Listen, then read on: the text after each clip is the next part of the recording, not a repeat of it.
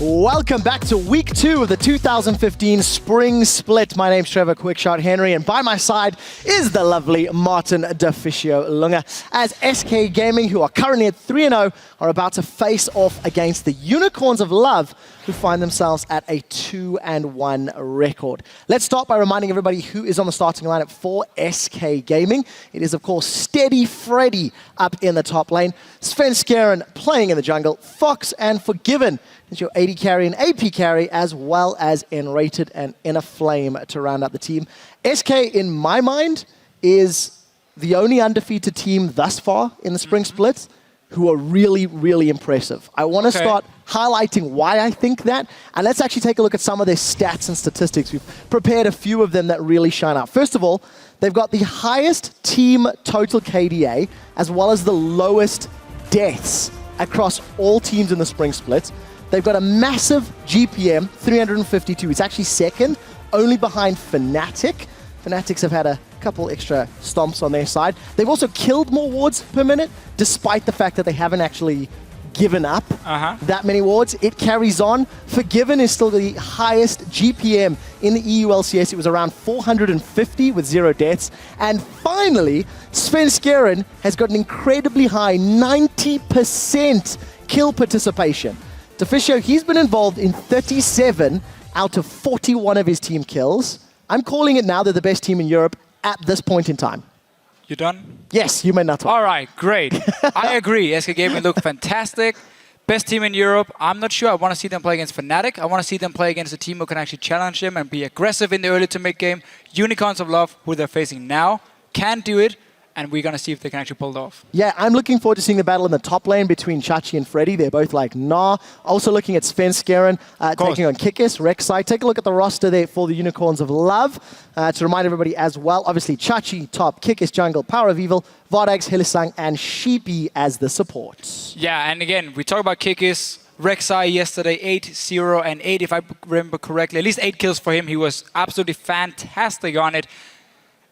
And I really feel like him compared to FLICKR, if you look at the Rek'Sai performance, Kikis was a lot more aggressive early on, but also the games were very different. SK was fairly slow-paced, where Unicorns of Love against Giants was, of course, massive fighting over and over. And obviously, Power of Evil as well in the mid lane benefits from these aggressive games. I think actually he's a guy who can also shut down SK Gaming, trying to at least create some trouble in the mid lane, because he's been very, very solid. Yeah, he really has. And somebody that's also stepped up, in my opinion, is Vardags. He's somebody that we were not necessarily hyping up coming into the Spring Split, but the moment he gets out of lane, he actually performs exceptionally well. Yeah, that's the only problem for him, is the laning phase is not the best between him and, of course, Hylissang on support, but teamfight-wise, he's on the same page as his team here. He's a very aggressive AD carry in there. He's not just staying back and farming, and that really benefits Unicorns of Love as a team, because they all go completely all in when they do fight. So we need to see if Unicorns of Love can continue stepping up against SK. Basically, currently undefeated. Talking about the Unicorns of Love, and despite being known for that eclectic champion pool, there is one lane pick that is an absolute must-have in the current meta as far as Vizichachi is concerned. Gnar is really good because of his kit. Like, it can be really used in literally every team comp, because you have engage, disengage, a lot of stuff poking, and the laning phase is actually really strong as well. If you are like sieging top tower, it can be visible in our Gambit game as well. I was actually preserving my transformation. Like, I stopped at 97 range and I didn't even attack the minions or anything, just let my teammates do it, and I can transform whenever it's needed.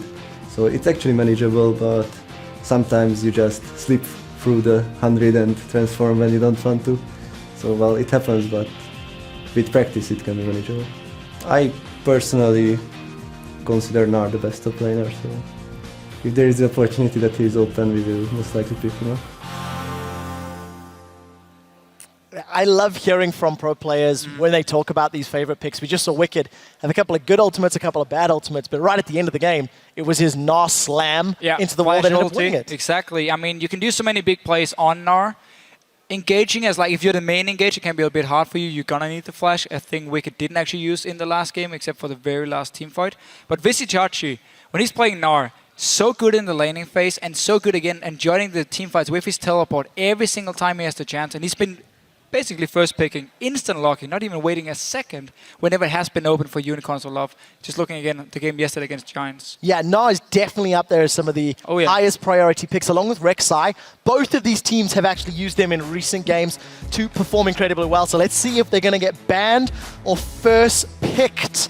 First ban out the gates for SK Gaming is the Cassiopeia. The one thing that's going to be interesting in my mind is how the support picks are going to play out. Enrated has only played Lulu in the spring split. Hylissang sticking with the more traditional Leona and Thresh. But Enrated's Lulu, despite it being somewhat off meta, he's got a 16 KDA, 250 GPM. He's doing very well on that champion. Yeah, and it really fits into SK Gaming's play style. Because if you actually look at SK Gaming play, they're not the team to start the fights. They're the ones who baits it out. They want you to engage onto them. Buy time for SK then to decide, okay, are we going to take a tower or dragon somewhere else while you're trying to kill our top laner? Or are we going to go through mid lane to the top lane and actually help him?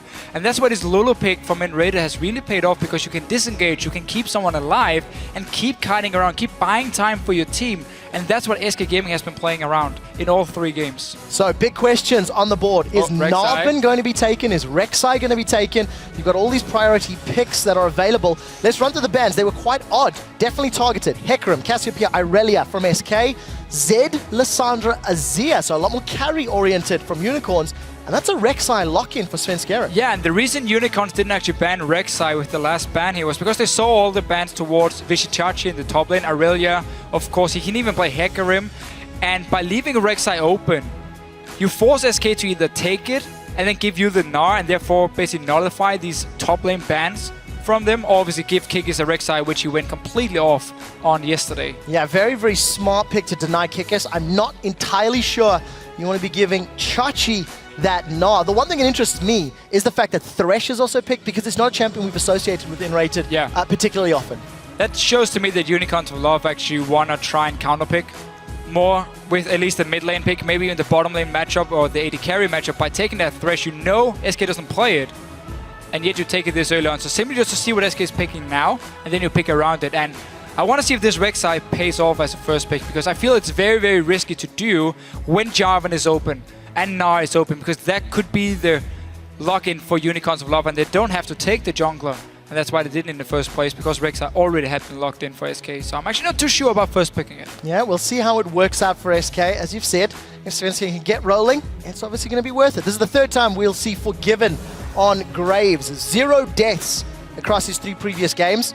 You do, of course, see Sheepy there on your screen, coach for the Unicorns of Love. Going to be helping to decide what the next picks are. Cassidy was the 3rd pick for SK. Yeah, should be Jarvan for Unicorns of Love and for the AD carry. I mean, Corki has been a pick we've seen into Graves many times. You just play very safe in the laning phase, and you just have that long-range poke instead of the all-in potential of a Graves with the Corki instead. And Vardax, of course, has played it yesterday. Or maybe switching it up here. Want some more late game with the Jinx. So you have the same setup. Rocket actually ran with the Jinx Thresh here. You have the Lantern to help her, and obviously you're going to build a QSS later on if there's some CC coming from SK Gaming. And I feel there's enough protection there from the Thresh, the Box, the Flaze, Cataclysm, even Gnar, to at least keep the front line up and running. Let's see what Power of Evil is going to be running in that mid lane, as his pick will be last. For SK, they need to opt on their support, which is most likely going to be Lulu, unless Enrated wants to throw us a curveball. Hell, he ran support Galio last year. He's played some oddball picks.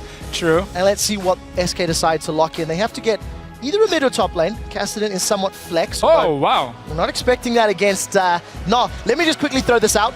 During the playtest last year before Gnar was released, I actually beat Wicked with Kennen against Gnar on the PBE build version. So that's a little bit of bragging rights. I'm expecting it in Freddy's hands. Yeah, we haven't seen a lot of Kennen here, but definitely expecting it to be in the top lane for SK and have a bit of a lane bull into the Gnar here. Let's see what Freddy can do. And this lock-in, Syndra into Kassadin, is actually a matchup that Power of Evil likes.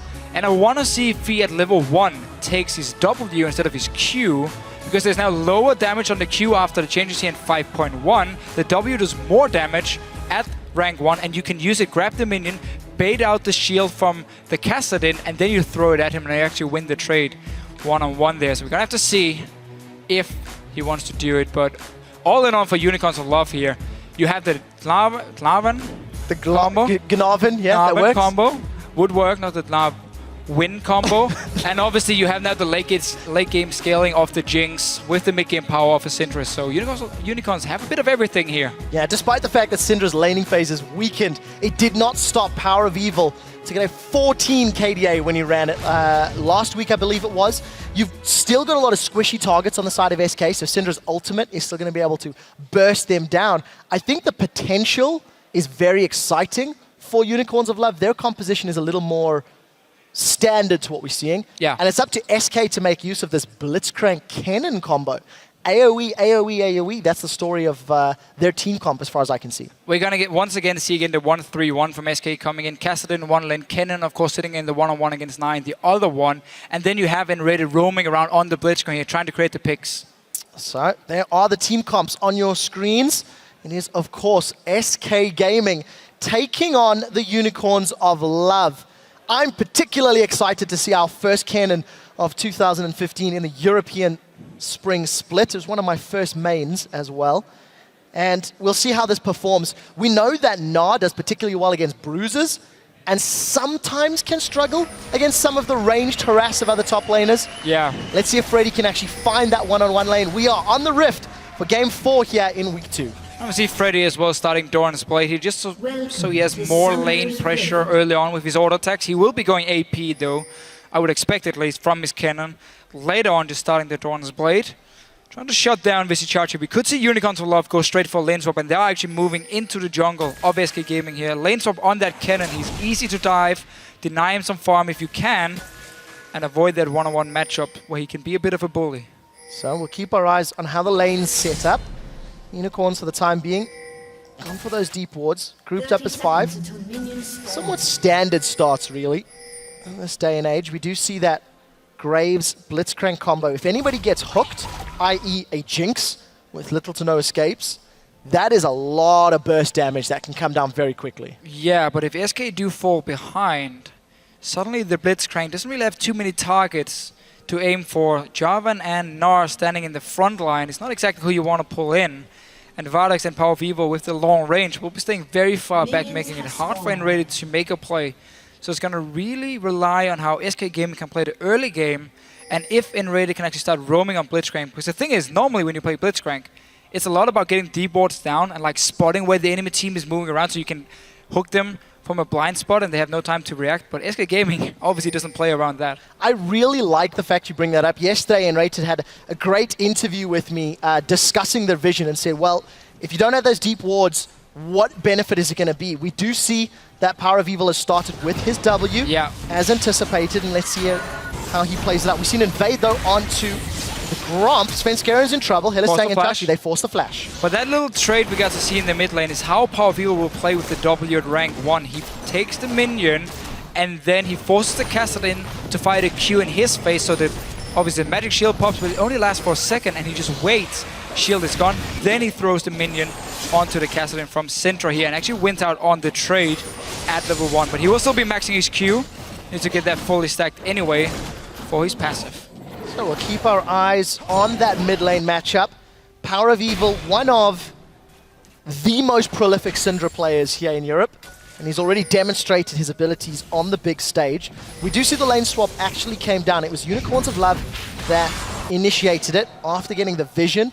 And obviously having Hillesang with the help of Chachi to invade. Remember that they bullied out Svenskeren and got his flash early. Yeah, but due to that invade, Freddy actually picked up a lot of farm in the lane. And Freddy's one of the top laners who will always, even before the changes to experience here where it was longer range you could get it from, he would always go straight to his lane in a 1v2 and try and get some farm for himself. And it's actually worked for him, seeing as we had the invade onto Svenskeren.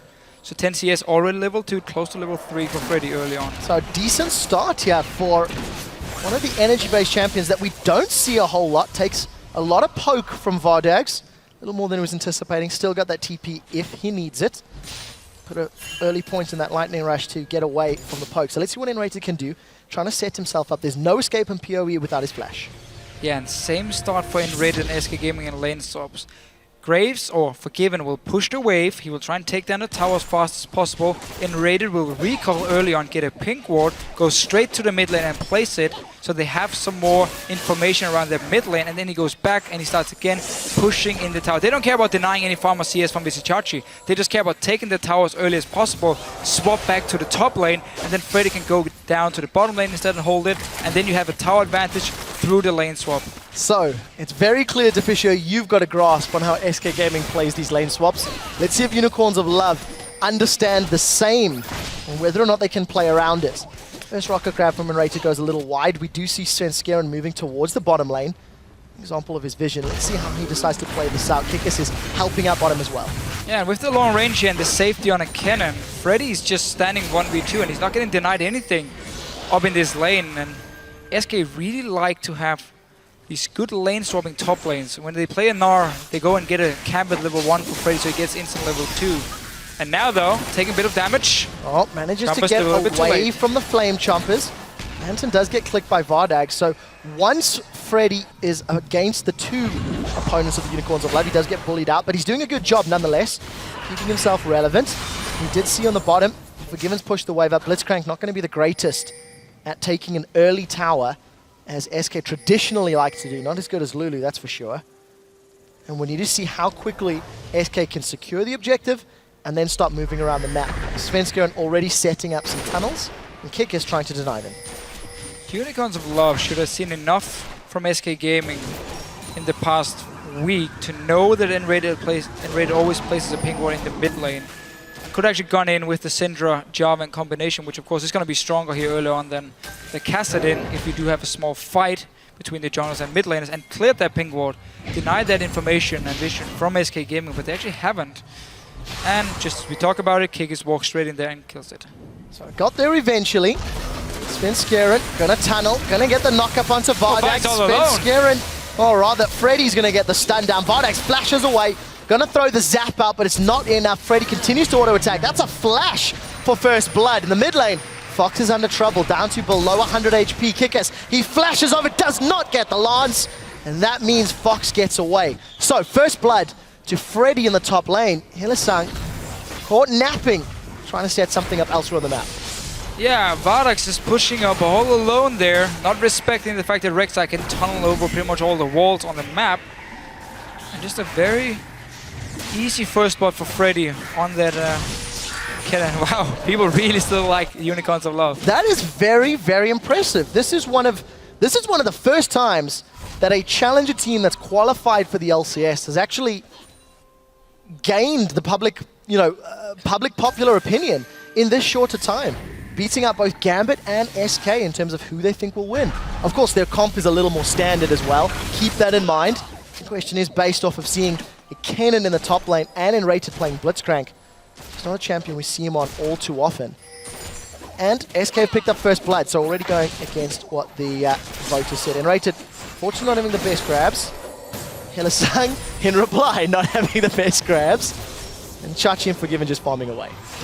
So Unicorns of Love tried to reply to the fast push here from SK by sending Hylissang down and actually Enrated gets hopped on, Gnar backwards. Enrated in trouble, got that power fist charged. Ends up flashing away to safety. Also gets the summoner heal of Forgiven. So summoner spell advantage heavily in favor of Unicorns of Love that trade. Yeah, nice little setup by Visichachi. Getting the Mega Knife. Still, they're trying just to defend the tower. They won't really be able to hold it off. Forgiven should be able to get in and actually kill it and then swap to the top side if he wants to go for the next one, because Vardax is falling very, very far behind. Dying, of course, beforehand. Staying alone in the lane and not been able to deny Freddy. So once again, SK Gaming winning out on these lane swaps. Well, earned themselves a small gold lead. We'll see how it works out. Enrated caught by the death sentence and Flay. 2 turret shots and some good poke. So decent setup there from Hylissang. Forgiven yet to back. Keep that in mind. 80 CS. It's a lot of money to be sitting on. Close to 2,600 gold. His opposite number, Vardax, already with that pickaxe. So a little bit of a difficult situation. Chachi is going to have the support of Kikis. The slide, the glide, the dunk. Freddy's got the slicing maelstrom. He stunned up both members of the Unicorns of Love. Visichachi flashes in. He's going to be able to keep getting pushed back. Freddy doing a good job. That's a flash knock-up. Svenskeren saves him. The Rek'Sai ulti from downtime coming. Oh, the rocket is flying through the mid lane and it's not going to hit anyone. No, we got a little excited. Decent attempt. But Freddy here survives and gets away with an assist. Yeah, no Mega Knife for Visichachi here, and Kikis had used everything he had. Freddy just staying alive, waiting for Svenska then to come. And again, one of the reasons Rek'Sai is such a strong pick. This global ulti here you can use as long as you have a tunnel, as you can see in the minimap, around the top side and around the bottom side. You can go between these side lanes very easily and get the counter gank off here from SK. Yeah, it was something that you mentioned yesterday when we got to see the first European Rek'Sai, how important it is to get that defensive tunnel placements across the map. Now, Enrated set up some good wards to get eyes on this blue Sentinel. Going to have the support of half the SK team. Rocket Grab is not going to connect, so Hylissang gets away. Now, there is a ward on this blue buff. SK considering a challenge, actually.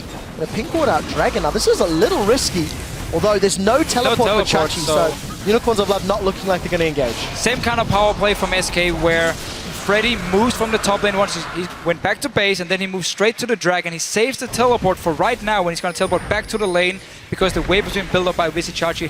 This is exactly the same play from SK we've seen in all the games they play. Freddy will never, or at least not very often, teleport to a Dragon. He's going to run there and teleport back to his lane once they've picked it up. So, Deficio, I want to ask you about SK's play in a moment. Let's see if Svenskeren is in any sort of trouble. Hylissang is going to move forward, and it's very, very clear that you know every decision SK is making, from the prediction to lane swaps, how they manage it, how they push towers, etc. If you can see it that clearly, there's a series of questions. Why can Unicorns of Love not see it? Also, what should they be doing in this scenario? They appear to be grouping in mid lane, got a numbers advantage. It's not the greatest of wave clear from SK, but let's see if anyone can get hooked by a rocket grab. The answer is no. I don't think the response from Unicorns of Love is too bad. It's just been individual mistakes, honestly. Vardak's dying, then the gank onto Freddy here ended up going wrong for the Unicorns of Love, so they have fallen behind. But all in all, I mean, you have to, again, you have to know what's going to happen. When Forgiven is in a lane swap, people push the wave. You know it's going to happen, so you send down your support, and you make sure that you can pick up farm, defend your own tower, and therefore you delay SK from doing these early pushes. That could be an option for you. But obviously, it's so much easier for us to sit here and say it when we can see everything compared to the teams when you're actually playing. You might know what's going to happen, but then we see the mistakes coming in where you don't get a kill onto Freddy or Vardax overextends and suddenly you fall behind and now you're on the back foot. Let's see if Unicorns of Love can play on the back foot. They definitely impressed yesterday against the Giants. They're off to a more difficult start this time around. Forgiven with a very large CS advantage over Vardax. Got an entire BF sword in addition to his damage. Freddy sitting on those sorcerer shoes, working his way towards an hourglass. Fox very nearly getting his Rod of Ages, so nothing really to speak of as far as itemization is concerned. No, and just going back to your point beforehand, the only thing I probably would have changed for Unicorns of Love was instead of allowing Freddy to have a bit of a free lane. Oh, Chachi's got minions and a tower. He's pulled Freddy back.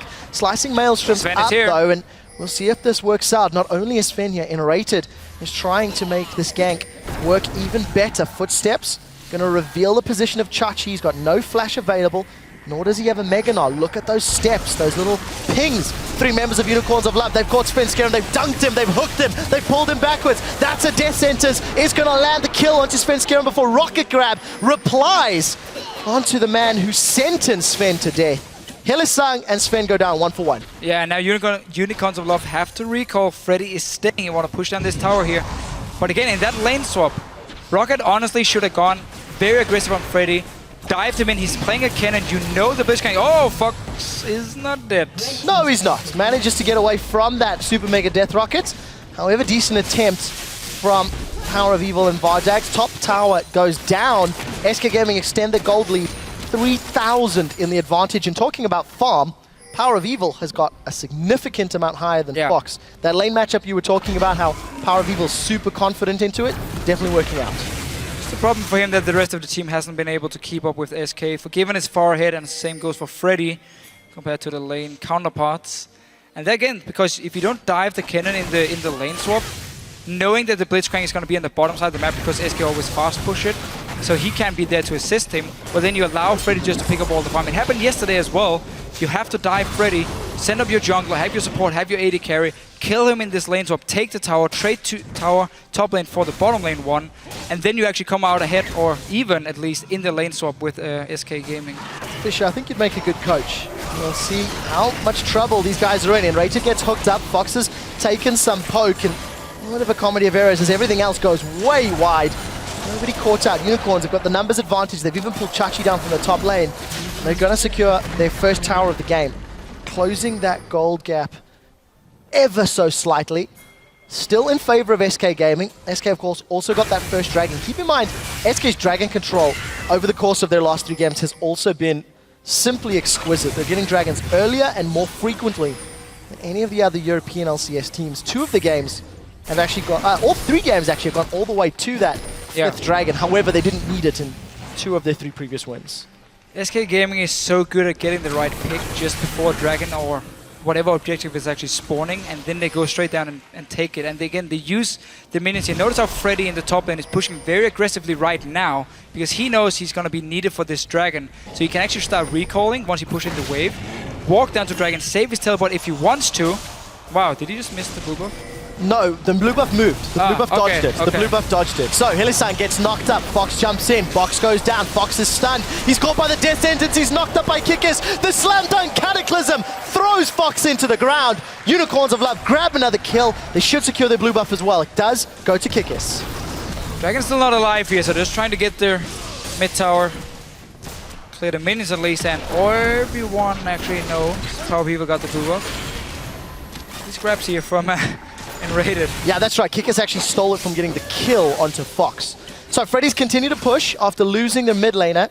Hasn't opted to recall and head for that dragon yet. 15 seconds. Still has time. Keeping Chachi actually fairly low down. This is one of the things you talk about with Nah.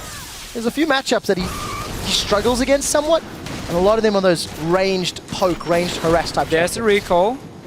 Let's see if he walks straight down to the dragon after. He should be able to complete an hourglass. Yes, he does. There's that hourglass. Now he's moving to dragon. Oh, it's almost like we've seen it before. Oh, really? I had no idea that was coming to Fisher. Let's see what Unicorns of Love can do. They've got a little bit of vision, but if you look at all of the wards around the dragon pit, Unicorns are now starting to clear out SK. So advantage to the Unicorns of Love. They need to press and they need to be very careful with those Blitzcrank hooks.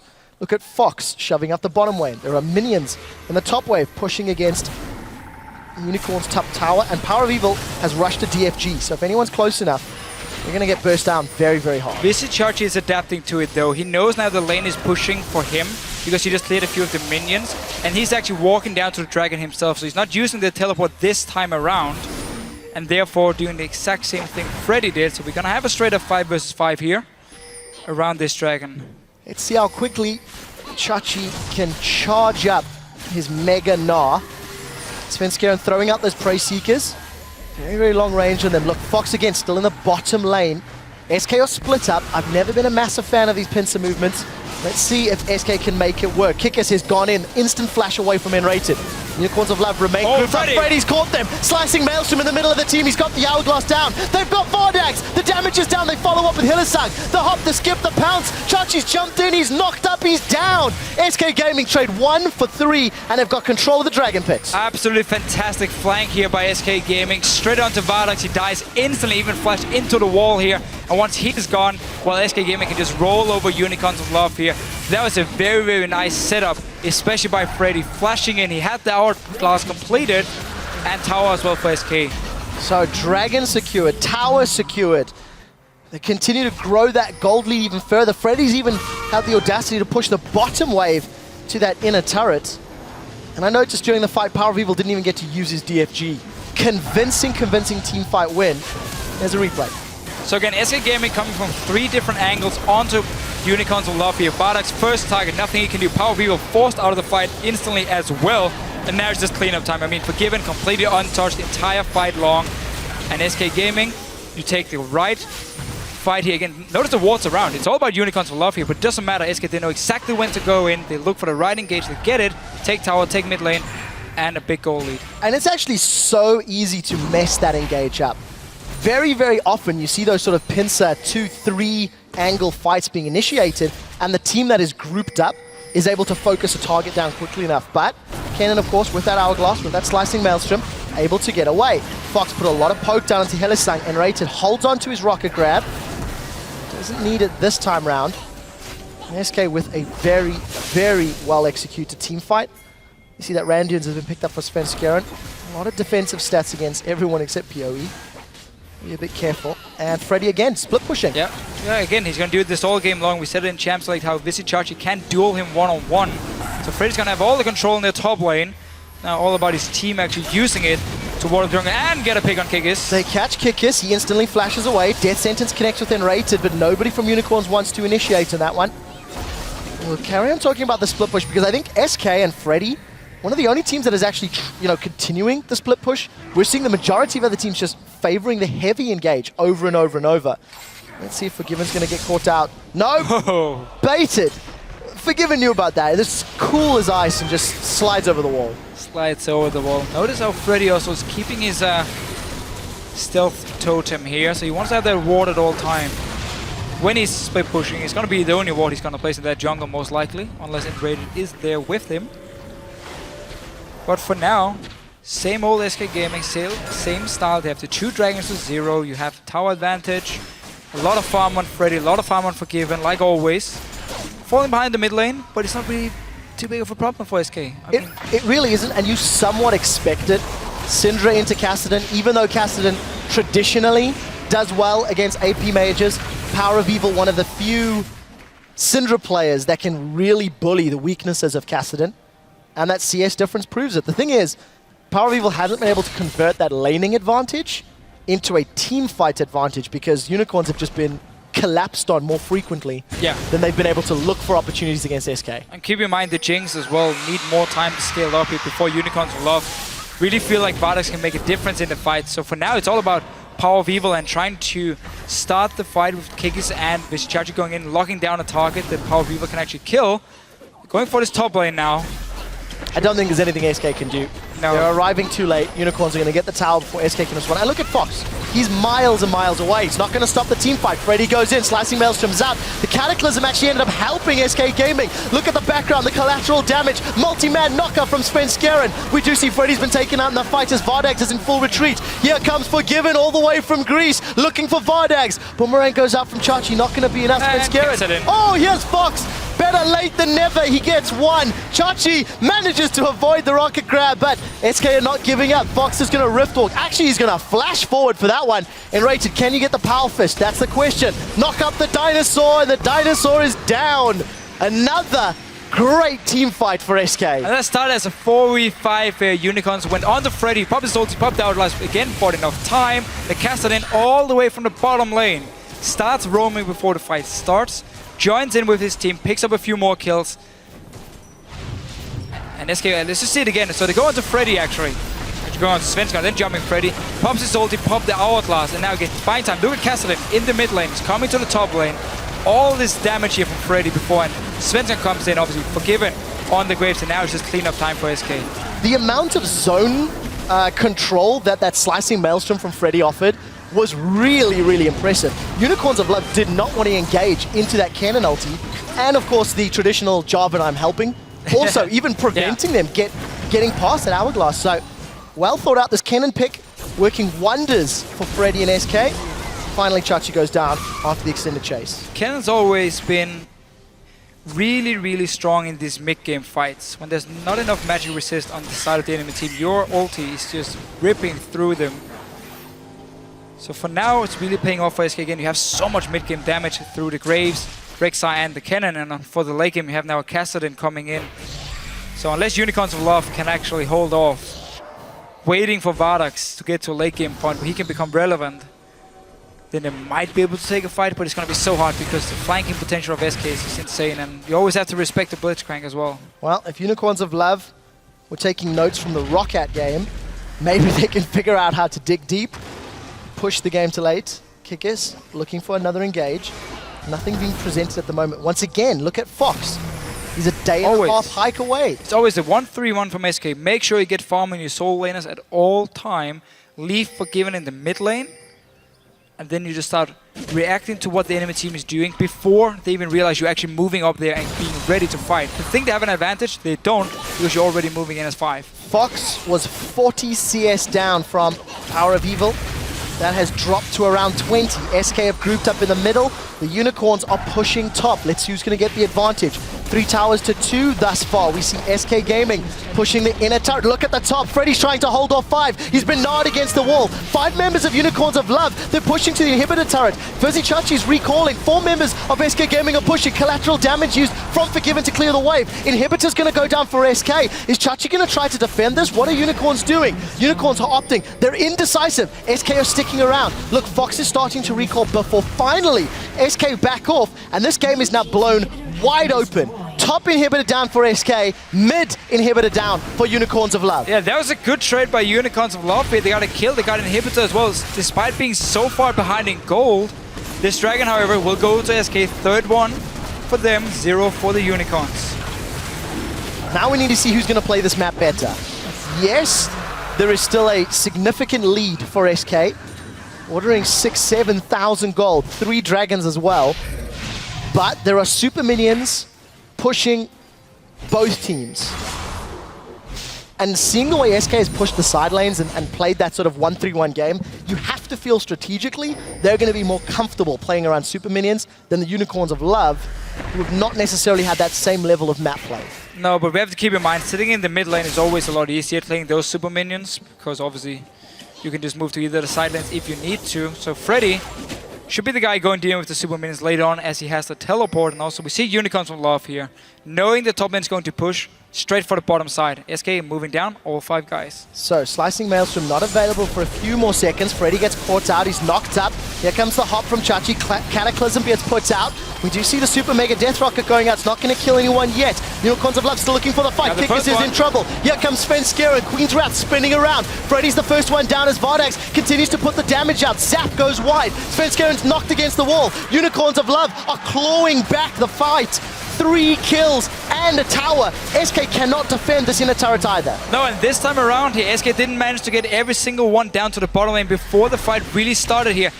Freddy went down, super minions are pushing on the top side. Forgiven has to go back and clear them. There's 2 super minions pushing up. We did see a rift walk there just to get away from Hillisang's death sentence. Unicorns of Love were 8,000 gold down.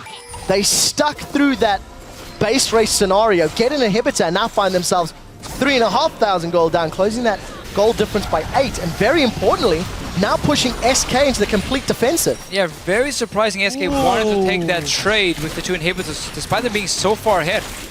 They didn't have to, they could have just stayed bottom and actually defended. Held off the Unicorns, but for now, we see SK finally actually being challenged by the Unicorns of Love. Super, super interesting twist of events. That 5-man stack from Unicorns, well-timed. And of course, SK opting to go for the aggressive play. I mean, both teams choosing to go in, which is what allowed them to get those exposed inhibitors. So all the damage to the Nexus turret will very, very slowly regenerate. There's no margin for error. And I think you're right, Fisher. This is the first time that SK has actually even been pushed this far into their base. Their 3 previous wins are very, very one-sided. Unicorns, if they were a team to challenge the top, Cyanide said maybe, like the new Lemon Dogs. But they've got to win this to actually claim that title. Yeah, I really like the engage from Kikis beforehand in the bottom lane. Knowing that N-Raider was running from mid lane, knowing someone was coming from base from SK, they knew, okay, they're not 5 yet. Let's go for it. Last time we got burned because we stayed around, we took too much damage from Freddy, but this time they just locked him in and actually stayed away from him, killed him once he came out of the hourglass, and suddenly they could win the team fight. So Unicorns of Love here, again, staying as a group, because for them, it's all about these 5 versus 5 here. For SK, it's about flanking around with the cannon, flanking around with the Kassadin, if you want to try and kill Vardax or power people in these fights here. And of course, Vardax, not a massive amount of sustain to speak of. It's got that Phantom Dance, Infinity Edge. Forgiven on the other side, Infinity Edge plus Bloodthirster. If Vardax is given any amount of time, he's going to potentially shred through HP bars, but he needs some armor pen to get through all that armor FLICKR stacked up. Yeah, Last Whisper will be, or should be, the next item for him, followed by a BT. And now obviously Super Minions pushing in, forcing Unicorns to go back and clear them. 3 dragons still for SK to 0, so we have that time bomb that Unicorns of Love have to worry about. They can't give up the next one, because they will be forced into fighting in a bad position suddenly. Well, let's see how SK decide to play around that dragon and whether or not Unicorns are actually going to look to challenge. Because truthfully, Unicorns have been out of position and bullied away for the 3 previous Dragons. It's been complete controlled by SK. Unicorns have got 2 minutes to try set up. And look at all the vision on Baron. We could have a trade scenario potentially in play. Yeah, so the thing is, again, for SK, normally when they take a Baron, it's because they've just won a team fight and then they rush into Baron, so they don't have to set up all these pink wards here beforehand, because they're never going to have enough green wards to completely ward up the enemy jungle and actually bait out a Baron and force people to face check you. They're never going to have enough because they don't buy them. So they have to get kills if they want to take the Baron. And we see Unicorns just walk straight in, clear them pink wards, no real threat, not even sure why SK placed them just to back away. That's like 200 gold wasted. No, you don't need wards when you've got brains. That's what Enrated was saying yesterday.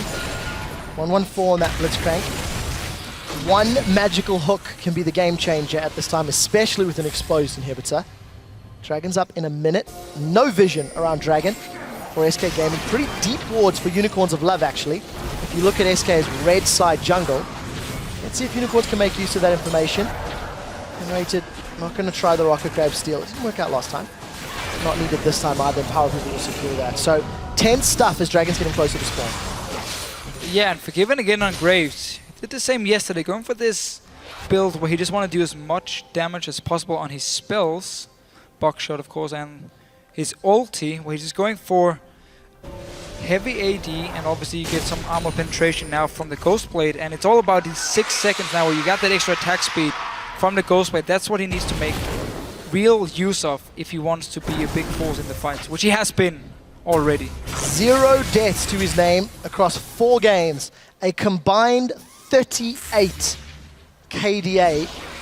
Unicorns of Love could take that little badge, saying I killed Forgiven first in 2015, but they need to get the fight. They're pinging the Baron up here. for Dragon. They want SK to go for the Dragon and instantly just rush over to the Baron here, knowing that SK is very far away and there's no wards on the Baron either from them. They're going for it, but SK should be able to react in time. They're running straight from the Dragon. Vardax has got a lot of damage. Baron's not going down quickly enough. Power of Evil trying to run interference. Let's see if he can hold them back for long enough. Baron down to 50. Fox trying to chase. Baron continues to tick away. It's down to 30% HP. SK are in place. They pulled out Chachi. Chachi's thrown and rated against the wall. The first victim will be Hillisang, as we do see Baron was secured by SK Gaming. They've stolen Baron. They've taken down 3 members of the Unicorns of Love, and the Unicorns Gambit has not paid off. SK get both objectives and the team fight. Yeah, completely backfired here by Unicorns of Love. Visit Chachi trying to execute himself. Or is SK just going to dance around? Doesn't even matter, because SK got the Baron, they got the kills, they got the 4th Dragon. Next one, of course, is going to be the big one for them. And Rated landed a hook. Didn't even need his ulti. Did not even need the static field. Such just an a aggressive passive play, though, by Unicorns of Love. They didn't have the damage. Yes, they had a lot of DPS on Vardax, but that Baron took far too long and SK ran all the way. So you can always wonder here, was it the right call to have Power of Evil sitting in the mid lane trying to bait that, hey, we're not on Baron, we're just sitting and farming back in our lanes and trying to like hold SK off at least for a few seconds? Or had he been there, would he have been able to do enough damage to actually take it down beforehand and not allowing SK to come in and just clean up everything? I'm going to theorize that that Baron was around 2,000 HP Yes. before SK got in. I think Power of Evil with this many items He would could have for secured sure, it. For sure. If he had been there with the team, they would actually have gotten it before the fight. But still, SK coming in, they got the 4th Dragon already. And when you have a cannon and the enemy team is stuck in the Baron pit, it's very easy for you to go in and just destroy everyone. Obviously, all the damage from the Graves and cast it in as well. And SK, they keep punishing every mistake you make. Unicorns of Love put themselves in a corner where Freddy slicing Maelstrom could hit everybody, and he did. Flame Chompers is going to dissuade Svenskera's Rek'Sai from going any further. But the damage is done. Baron, 4 Dragons, the inhibitor, and nearly 10,000 gold. Unicorns, they clawed back, but it just wasn't enough. Again, hindsight is 20/20, I guess. Of course. You know, they'll have to live and learn from the amount of control they've given up. Yeah. Whole plan was, of course, for Power Evil to buy time. SK didn't go for it, or didn't buy it, and just went straight for the Baron itself. Now let's see, the push is going on here. You have super minions in the mid lane. You have the Baron buffed minions in the bottom side. Cannon minion, of course, doing some work. And 1 hook from Enrated, and someone dies. Well, same could theoretically be said from Hillisang. If he gets a squishy, let's see which support camp they've got. Chachi's knocked up before he can hop Except for away, that guy. but the Lantern manages to work Both of us proven wrong. Now Fox is caught. Fox is going to rift walk potentially. Hourglass is up. Flame Chompers, they do keep him down. They stop him against the wall. It's not going to be enough. They do manage to grab Chachi the second time round. They've traded mid laner for top. Super minions are pushing towards those Nexus turrets though, and SK still have Baron empowered minions. SK get the inhibitor turret. They're onto their second inhibitor turret in the last few minutes, and Unicorns of Love in a desperate, desperate situation. 2 inhibitors gone here. SK Gaming looking to go 4-0. Just wait for the next dragon to spawn, pick it up, and go for the finish here. I mean, top lane is the only thing missing for them. As is always the case in the European Spring course. Split. Middle first, bottom next, followed by top. SK have got control. And you know what? If you actually step back and think about this game as a whole, barring the decision to trade inhibitors, SK's been in complete control. Yeah. And even that inhibitor trade is still probably the best case scenario for both teams. The way they had positioned. So truthfully, SK, despite being, you know, in a risky position, they were still in control. They were dictating the tempo of the game, and they punished Unicorn's Baron attempt as well as they could. They were dictating it because Unicorns of Love didn't want to try and actually punish them. When you keep your support with your dual lane or with your AD carry in a lane swap, it opens up for your top laner to be killed every time, and yet Freddy's left untouched. And he's been ahead of Visichachi all game long. He got a very early hourglass, which he should never been able to get for the very first teamfight, remember, where he went in, killed Vardax, won the fight for SK as well, and even stayed alive. Let's see, SK going for the last turret here, so 1 minute on the last dragon as well. If they get 3 inhibitors down and get the dragon, well, it's looking to be that way, Deficio. Fox once again pushing a different lane. SK showing that you can still play the lane game to win. Their sentence connects on Enrated. Is it Hook City? No, because the rocket grab is not fired. Svenskeren continues to poke, seeking out prey. He's caught Kickers. He's knocked up Kickers, but Kickers flags and drags to safety. Look at Forgiven. Got that hourglass, rather, the Ghost Blade active already used. Yeah, no minions left in the top lane. Even more attack damage for Forgiven here. He just wants all the burst for when Enrated lands the hook. He has all the burst in the world to kill them. Vardax taken out by Fox. Kickers hooked once again. Flashes this time round. Collateral damage is out, and Chachi's about to go Mega Gnar. Is it going to be enough? Forgiven gets tagged by that laser just a little bit, but remember, there's no ADC for Unicorns of Love. Fox soloed him. Flash, Freddy's against the wall. Hourglass is up, but there's no slicing Maelstrom yet. Freddy's in trouble. We do see him going aggressive nonetheless. Power of Evil in the background is going to get taken out, as is Freddy. Enrated being burned down by that laser. Kickers will be the next victim from the Unicorns of Love, and Fox is moving forward. That's Svenskeren with the knock-up, and Forgiven continues to pad his stats, continues to get assists on the board. SK Gaming are on the Nexus turrets. They've taken down the Unicorns of Love in 37 minutes. Another decisive win. SK stay at the top of the table with Fnatic at 4-0. And Forgiven still hasn't died. The guy just refused to die. This game is not over yet, actually. And there we go, Nexus gone down. We needed to hear one more Rek'Sai squeal. SK Gaming at 37 minutes. Dominating the Unicorns of Love. It's just great. Their map play, their decision making, timing of engages. You know, I gave them a lot of praise in the pre-game, and they've yet again lived up to it. 4 games in a row. Very true. Forgiven still unkilled. He was 31 KDA coming into this game, plus 12. He's now 42 or 43 KDA.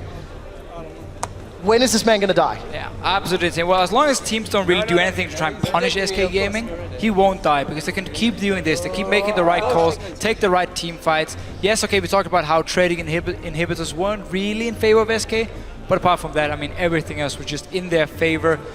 Unicorns tried to risky play the Baron. They really sealed the deal of this game here, where SK picked that one up and just got so far ahead. Before the game started, we heard from Visichachi about how important Gnar is to him and his team. We know how popular it is, how Freddy's used it himself. How long has Freddy and SK been sitting on this Kennen strategy? And also, what does this do to every other team in the league? If you see that SK are not going to first pick a Gnar, and you want to play Gnar, are you going to be able to beat Kennen? That's the question that they're going to plant in every other team's mind. It won't do anything, because you're going to lane swap again. and you're going to kill the cannon in the lane swap. You're not going to let him just sit and free farm all game long, so he gets so far ahead of your Gnar that you can't do anything. I don't think teams are going to look at Kennen and say, oh, we can't play Gnar into it. It's going to be impossible. No, they're going to look at the lane swap from SK. Same thing for the last 4 games and say, okay, this is how they do it. Let's try and be more aggressive here. Let's try and use the fact we know they are fast pushing their turrets. We know the support is staying with the AD carry, and so on, so on, so on. That's what teams need to do. There's no change in the way the teams play against SK Gaming. They play the same style. Every single game is the same. You don't buy any wards, but you know exactly where to be on the map. You know how to play the lane swap. And because there's no reaction from the other side, well, it works for you. And you get into this mid-game point where you are heading global goal because you got all the outer turrets, and suddenly you're just too strong for the other team to fight you. If any of the other coaches or analysts are listening to our post-game, I might be totally wrong here, but it's how it laid looks. it out for you. It sounds perfectly reasonable and logical to me, and I do agree with you. But I still think the question is going to be there. The doubt is going to be there. How often do you see a cannon at this level of play? Of course. How often do you anticipate the damage in the CC? We saw how much Unicorns of Love was respecting that slicing Maelstrom in the top lane engage fairly early on in the game. Nobody wanted to cross that border. Nobody wanted to step into it. And talking about the cannon and how well Freddy's playing, he continues to perform. Yeah. Last week we heard from, or was yesterday we heard from him saying, this is the first split where there's expectation on his shoulders. And I think he's living up to it. I think he's living up to the level that people expected from him. Yeah, and now he has 2 carries to actually help him. Before, go back to Worlds. Everyone was just going to ban out top lane champions against Freddy because, okay, we don't care about Candy Panda, we don't care about Justice, it's all about Freddy here. Now you have a new mid lane, a new AD carry who can actually win games for you. So suddenly it's not all about Freddy doing all the work here, and of course him and Svensson together. That synergy they do have, and we have seen it time and time again, they keep using it. The first gang in the top lane on Freddy, Svensson joins in with his ulti, suddenly turn it around, and again, advantage to SK. The other side is Power of Evil got his legendary Syndra, and it didn't matter. I didn't feel any of his picks were super impactful. I didn't see any of those scatter the weak stuns keeping SK on the back foot. Yes, Unicorns of Love fell behind early, which makes it more difficult to have those straight-up fights, etc. But this is a champion that Power of Evil has single-handedly won games for his team in the past, and it was next to nullified this particular game. You never felt like Fox, despite falling behind in lane, he didn't give up solo kills. He wasn't overly punished.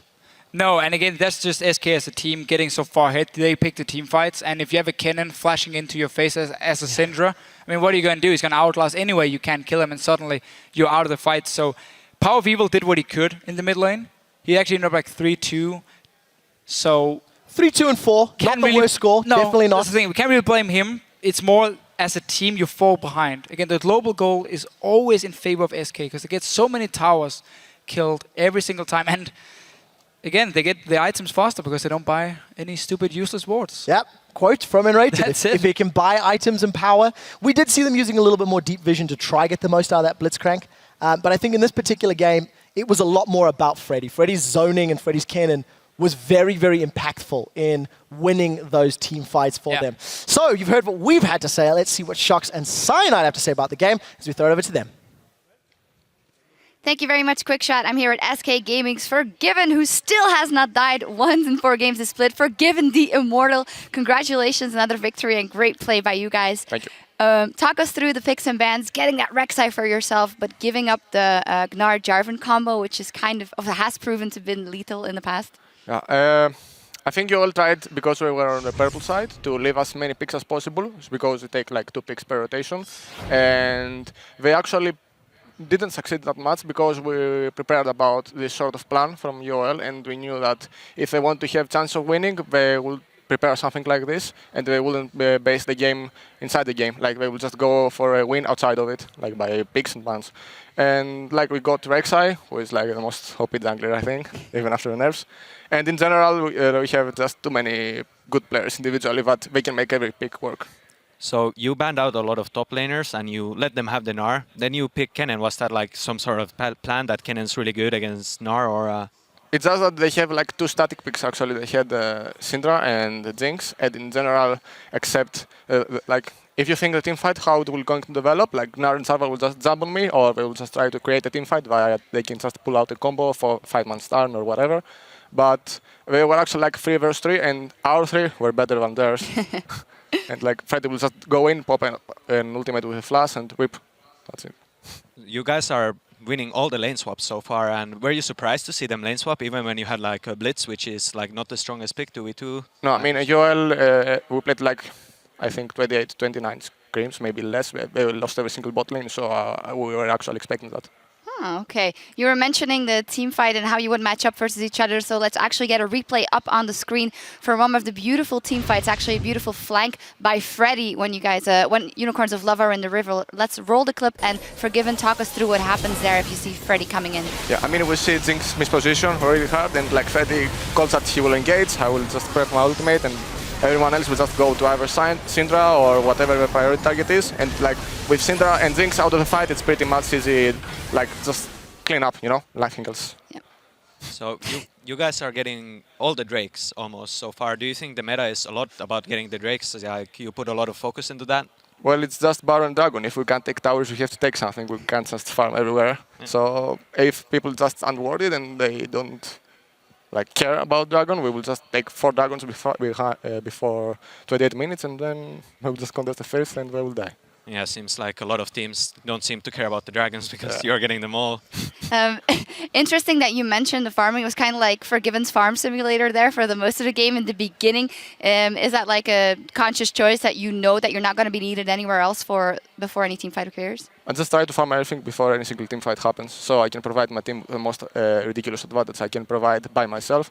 And if people just don't punish it or they just are ineffective into stopping me doing that, I will just farm everything and I will be like 4k gold or more ahead every single time. You guys were actually a lot gold ahead, I think 8k gold at one point, but then the base race happened, of sort of a base race. You traded inhibitors. Let's get the replay up on the screen of that base race because somehow the Unicorns of Love got back in the game. Let's roll the clip and talk me through decision making when you saw that they were going for that top turret. It was actually a 50-50 call, like Freddy called that he will just go in to stall them from taking everything in hope of he maybe takes a kill, would just push mid, and ultimately I think the result of it was okay because we were the team that was ahead and like we just took the mid inhibitor, which is the most important. UOL tried to play it after by pushing bot lane, which is inefficient, and we just had to basically wait for 5 minutes and then play out of that and back again. So you guys were not too phased by that they took the inhibitors, you just kept No, we just wait. You just wait. It all seems so simple. Yeah, there we see that you guys trade the inhibitor. You guys ended up with a mid inhibitor, which was really good as well. Let's fast forward to another phase in the game when the Unicorns of Love went for Baron. Another risky move on their part. Let's get that replay up on the screen as well. And Cyanide, I wanted you to talk through this one because you were the Smite King once, but FLICKR does a good job here. It was really nerve-wracking because the Baron was going, let's roll the clip here. It'll roll in a second. The Baron was going down really fast. I thought maybe they can make it, but Freddy and FLICKR just flashed really like insanely bravely into the pit, and FLICKR somehow gets it. I don't know how he does it, and it just clean up duty at this point, and it just game-ending Baron right there. And Cyanide, in this case, the Unicorns of Love, was it good of them to go for that bold Baron call, and should they maybe just have positioned differently because you're in the pit against the cannon and your AP carry is outside? Yeah, it was a bit awkward because even if they ended up getting the Baron, they would have all died. So I don't know if it was really a smart call, if they were just a bit faster. Yeah, you agree.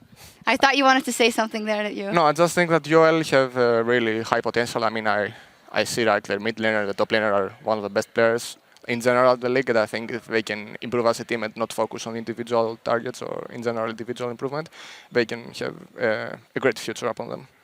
So you have 0 deaths so far in the league. Does that get into your head at all? Like you're, oh, I kind of don't want to go in because I might die, or you're just like, screw it, if I die, I don't care. I don't care if they come. If they overcommit on me, they will die from the rest of my team. It's just that people were efficient in diving me or giving me a hard time team fighting, so I just take advantage of it and I will position as much aggressively as I can and I will just flash QSS or heal or whatever I can in order to just save myself.